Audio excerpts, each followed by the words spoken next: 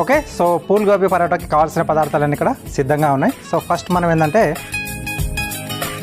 Pool gobi అండి, cauliflower. So దాన్ని ఇలా ఫైన్గా తురిమేసుకోవాలి. సో ఇదేంటంటే మనం పిండితో పాటు కలిపేసుకుంటున్నాం. ఓకే, సో కాబట్టి ఇలా ఫైన్గా చేసుకుంటే మనకు సో పరోటా పట్టుకునేటప్పుడు మనకు చిరగకుండా నీట్గా వస్తుంది.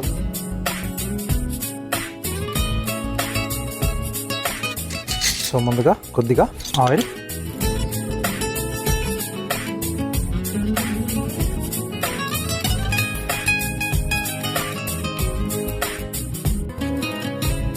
సో ఈ పూల్ గోబీ కొద్దిగా ఒక రకమైన స్మెల్ ఉంటుంది కదా, సో ఆ స్మెల్ పోవడానికి మనం కొద్దిగా దాన్ని సాతే చేసుకుంటే కొంచెం వేడి వల్ల సో ఆ స్మెల్ పోయి తినడానికి బాగుంటుంది. కొంతమంది ఆ స్మెల్ వల్లే గోబీని ఎక్కువగా ఇష్టపడరు. సో దీంట్లో ముందుగా సో అల్లం ముక్కలు,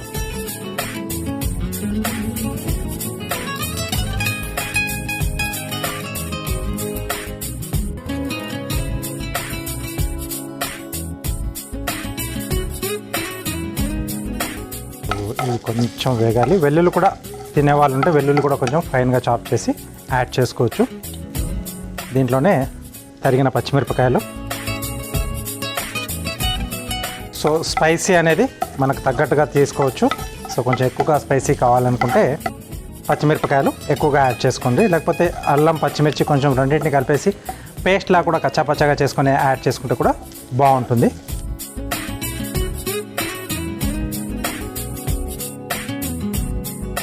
ఓకే, సో ఇవి కొంచెం వేగిన తర్వాత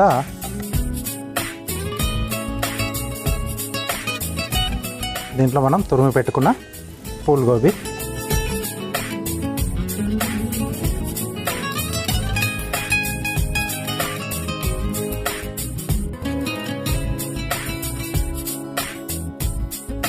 సో ఇది స్టఫింగ్లా కూడా కావస్తే చేసుకోవచ్చు. ఇక్కడ నేను స్టఫింగ్ చేయకుండా పిండితో పాటు కలిపేసి చేస్తున్నాను.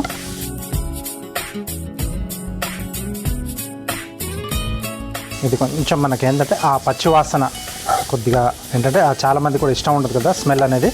సో అది పోయేంత వరకు మనం ఇది కొద్దిగా ఫ్రై చేసుకుంటే సరిపోతుంది. సన్నగా తురగడం వల్ల ఫాస్ట్గానే అయిపోతుంది ప్రాసెస్ అనేది. కొద్దిగా వాటర్ కూడా దీంట్లో ఉంటుంది, అది కూడా రిలీజ్ అవుతుంది మనకి దీంట్లో. సో కొంచెం వేగుతున్నప్పుడే సరిపడా ఉప్పు,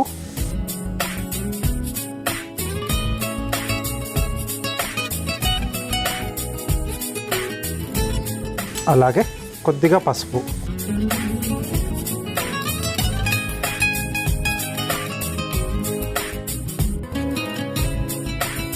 సో ఉప్పు ఇక్కడ నేను కొద్దిగానే యాడ్ చేశాను. మళ్ళీ అక్కడ మనం పిండిలో కూడా కొద్దిగా యాడ్ చేసుకుంటాం, ఎందుకంటే పిండి కూడా మనకు చప్పగా ఉండకూడదు కదా. కొద్దిగా సిమ్లో పెట్టేసుకుని దీంట్లో కొంచెం ధనియాల పొడి, కొద్దిగా జీలకర్ర పొడి, అలాగే కొద్దిగా కొత్తిమీర.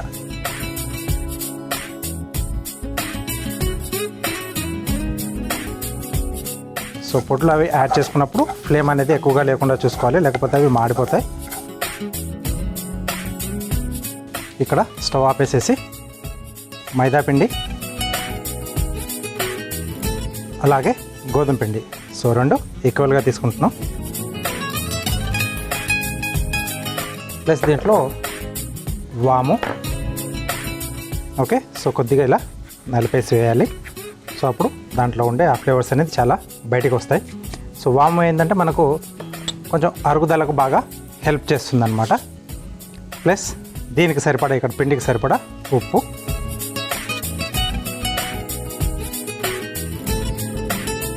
అలాగే మనం ఇక్కడ రెడీ చేసి పెట్టుకున్న పూల్ గోబీ,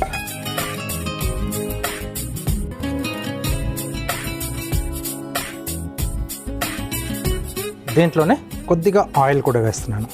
సో కొంచెం మనకు స్మూత్గా రావడానికి.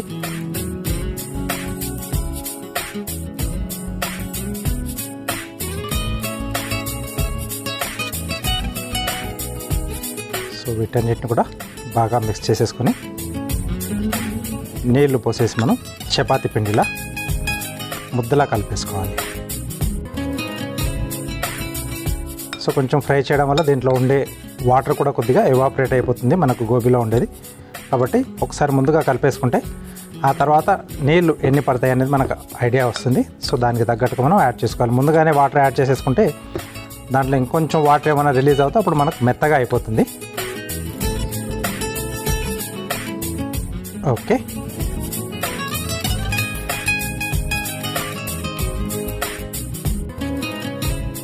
కొద్దిగా వాటర్ అనేది యాడ్ చేస్తూ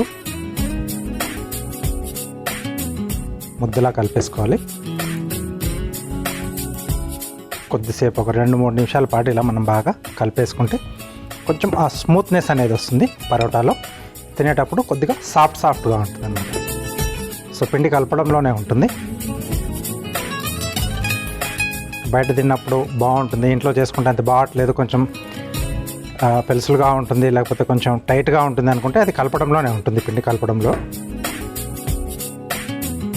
ఎంతసేపు మనం బాగా కలిపితే అంత బాగా స్మూత్గా వస్తుంది అనమాట, సాఫ్ట్గా. సో పిండి రెడీ అయిపోయింది. సో ఇప్పుడు మనం పరోటాల్లో దీన్ని ఒత్తేసుకుందాం.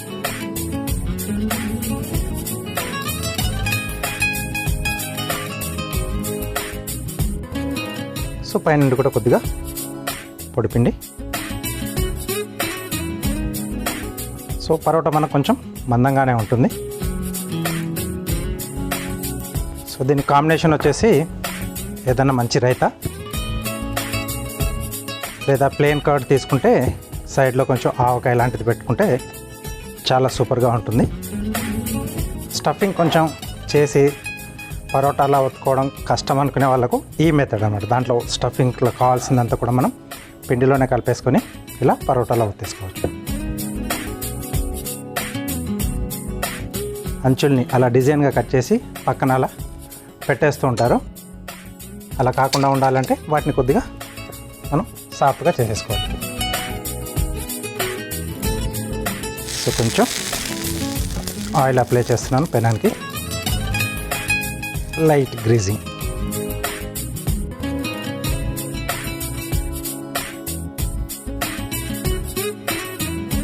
సో మనం రెడీ చేసుకున్న పూల్ గోబీ పరోటాను వేసేసి 2 వైపులా ఆయిల్ అప్లై చేస్తూ కాల్ చేసుకున్నాం అనుకోండి, సూపర్గా ఉంటుంది టేస్ట్. ఇందాక నేను కాంబినేషన్ చెప్పాను కదా, ఆ కాంబినేషన్లో లాగిచ్చేస్తే బాగుంటుంది.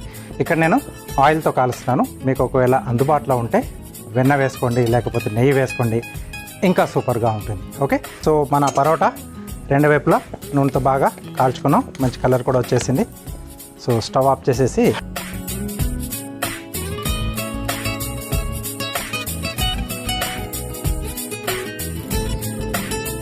ఓకే, సో కట్ చేసి పెట్టేసుకుందాం.